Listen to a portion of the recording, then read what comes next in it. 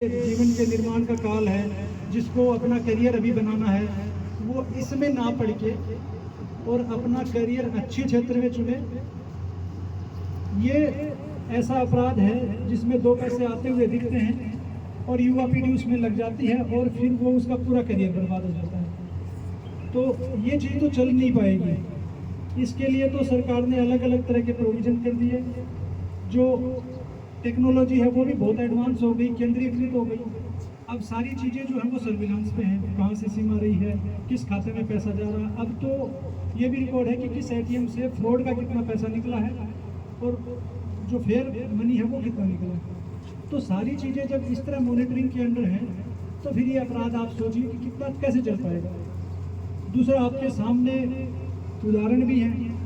आप डाटा उठा के देख लीजिए कि पहले कितने मुकदमे दर्ज होते थे, अभी कितने मुकदमे दर्ज हुए और कितने लोग ज़्यादा जेल गए हैं। तो इस पे शिकंजा कसता ही जा रहा है। दूसरा, आप सब लोग इसको सामाजिक बुराई की तरह भी लीजिए, क्योंकि इसका इफेक्ट समाज पे भी पड़ रहा है, नई पीढ़ी पर भी पड़ रहा है।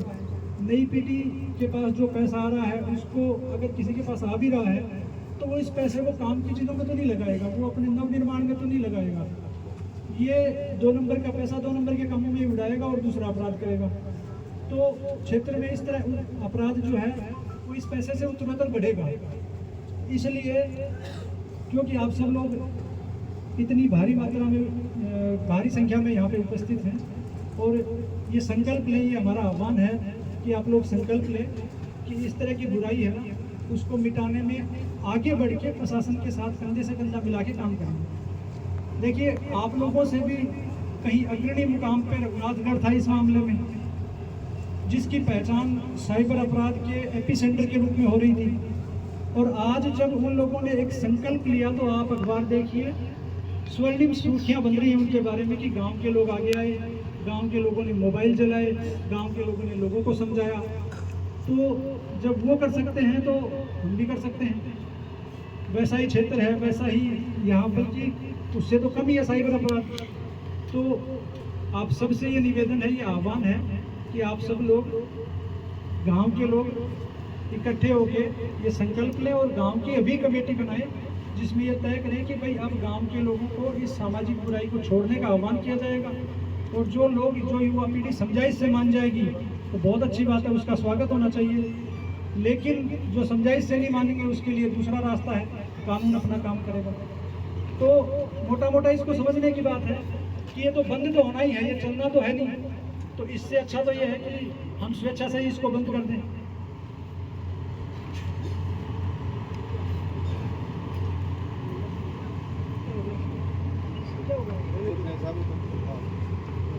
तो ये हर्ष का विषय है कि आप सब लोग एक आह्वान पर इतनी बड़ी संख्या में इकट्ठे हुए। इसके लिए मैं पुनः आपका शुक्रिया अदा करता हूं प्रशासन की तरफ से, और आपसे ये आह्वान करता हूं कि इस अपराध को मिटाने में जो अब सामाजिक बुराई का रूप ले चुका, आप अपनी भागीदारी निभाएं। बहुत बहुत धन्यवाद।